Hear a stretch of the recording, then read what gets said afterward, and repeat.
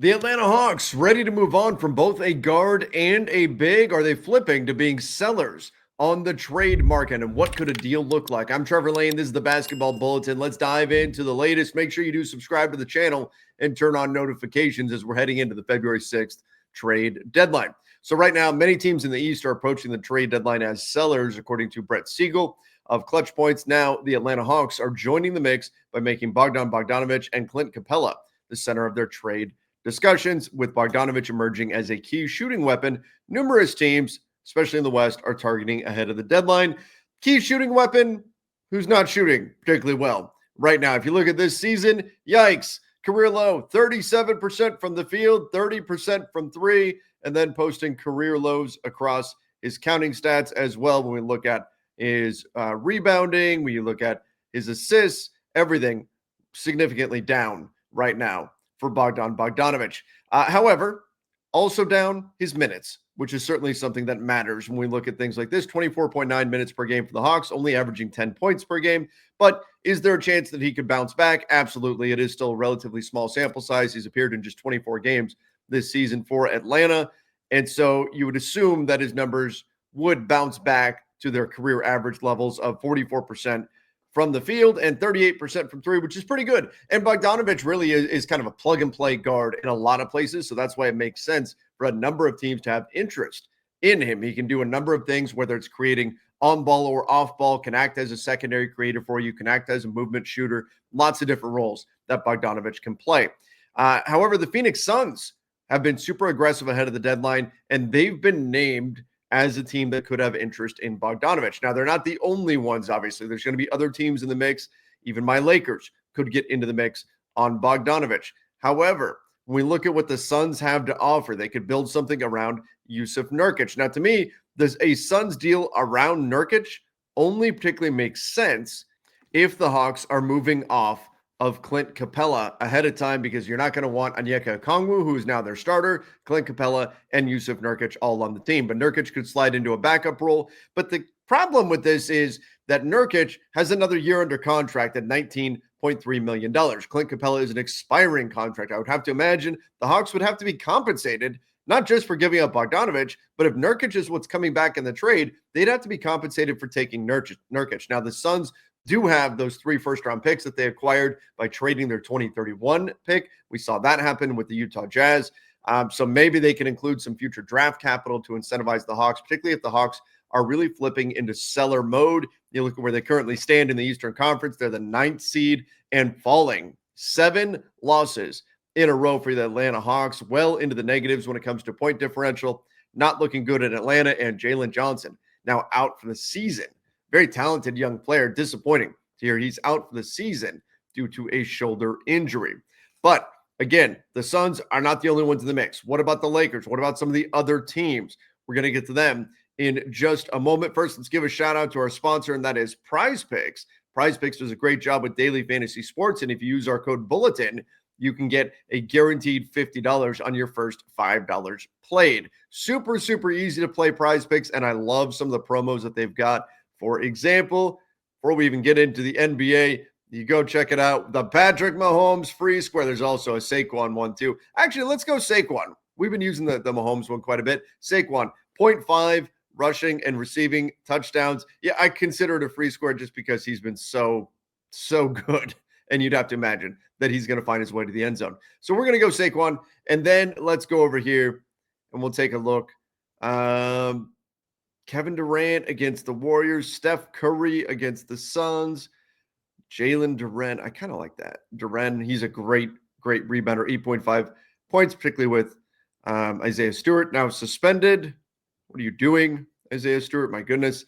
And then we've got, let's go Cade Cunningham. I like that. Actually, we'll go more. 42.5 points, rebounds, and assists. So on that kind of a play, you could win $30 on those 3 picks. So pretty good value there, I think. Go check out Prize Picks. Again, use that promo code Bulletin and get that guaranteed $50 when you play $5.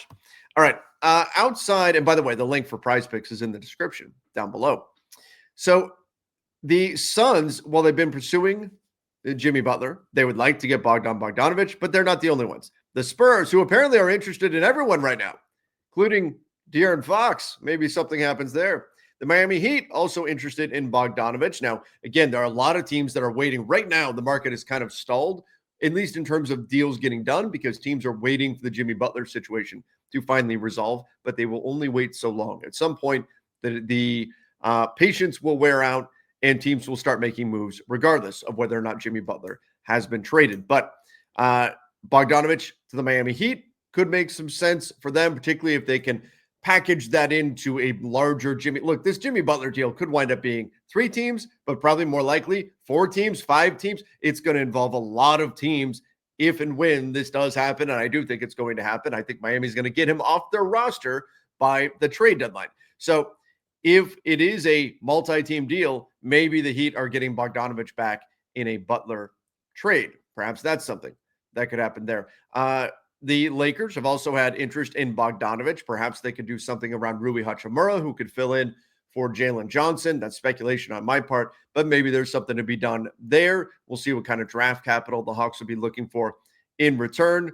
But it appears to be a likely scenario that he gets moved. And then Clint Capela is an expiring contract. So when we take a peek at these salaries for the Hawks and what they could be doing here, well, Clint Capela, it's an expiring contract. So for the Hawks, this is about getting something for Capela while you can, because he's an expiring deal that does have value around the league, especially if the Hawks were willing to take back salary. Again, what would the Suns give up in order to turn Yusuf Nurkic, who's got money into next year, into a real player, into a real asset? Could there be a Nurkic and Capela swap instead of Nurkic and Bogdanovic? If I'm the Suns, I would have interest in doing that as well. The Suns and Hawks could have multiple avenues to getting business done. But Capela is that expiring contract is going to have some value around the league. I think some teams will be interested in that if the Hawks are willing to absorb salary. If not, those teams that need help at the center position could be of interest, particularly when we talk about a team like, say, the Dallas Mavericks, who have a lot of injuries hitting them at the center spot. The Orlando Magic have some issues there as well. And then Bogdanovic, you look at the deal, it looks like a longer deal than it is. $17.2 million, again, less than Nurkic in the Suns' case, less than Rui Hachimura in the Lakers' case. The Spurs certainly have players that they could cobble together to make a move here. But $17.2 million, $16 million. But then that final year, look at that. Look at that. Guaranteed nothing. Nothing. So really, this is fake.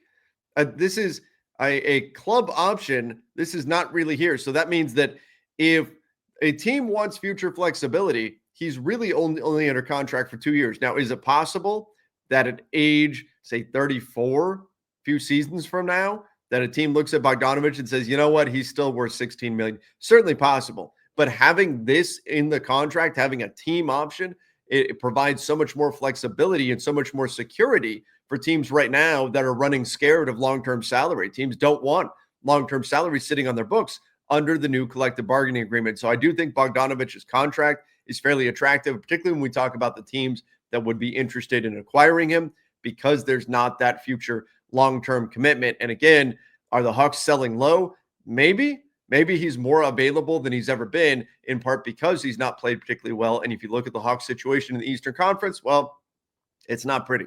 It's not pretty. I don't expect the Hawks to fall all the way into a lottery spot or anything like that, but that says a lot about the way the teams are going in the lottery right now, except for the Toronto Raptors, who are suddenly, bizarrely winning games for no reason, just hurting their own lottery odds. But nonetheless, I do think that the Hawks have some reason to say, you know what, we may not quite have it this year.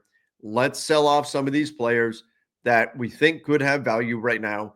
Bogdan Bogdanovic, Clint Capela. Let's see if we can find some new homes for them. We lost Jalen Johnson. Maybe the Hawks say we can retool things and see if Trae Young can really make a push here. Maybe that means getting a wing back that can fill in to the Jalen Johnson role. Maybe that just means giving more minutes and more opportunity to Zachary Sachet, the number 1 pick from the draft. And then they go from there. But it's pretty clear that the Hawks are not necessarily going to act as buyers right now on the market. They're more going to be trying to take these assets that they've got, trying to move them off for future stuff that can help them when they have a better season than they've had this year. So a couple of interesting pieces hitting the trade market. Again, a lot of this all may be wrapped up in the Jimmy Butler situation, but Bogdan Bogdanovic can be a very explosive scorer, can be the kind of guy who can help a lot of teams. And then Clint Capela, for teams that are needing a big, particularly as a pivot. If the Chicago Bulls hold firm to wanting a first, could a team pivot and get Capela for less than that? If the asking price on Jakob Poeltl with the Raptors is simply too high, could a team pivot and get Capela? I think he's interesting because he's in that same salary range. Our team's saddened by Miles Turner, apparent unavailability. We'll see what happens there, but a team could pivot and go get Clint Capela. So I think he is interestingly placed in the market right now among his peers. And so Capela could be an attractive trade target for teams, particularly if they're looking for a cheaper option than some of the other guys out there. And as an expiring contract, that matters. And Bogdanovic, again, if a team is acquiring him, I would say it's a pretty good gamble that his numbers are going to bounce back sooner rather than later. And maybe this is an opportunity to buy low on Bogdan Bogdanovic. But everybody, give me your thoughts in the comments down below. What do you think about these two players hitting the trade market? A lot going on. We'll be back later today going over all of the rest because there's a ton of buzz right now on the NBA trade market. 'Tis the season, and we love it. Make sure you do subscribe. Till next time, everybody. See you, and stay safe.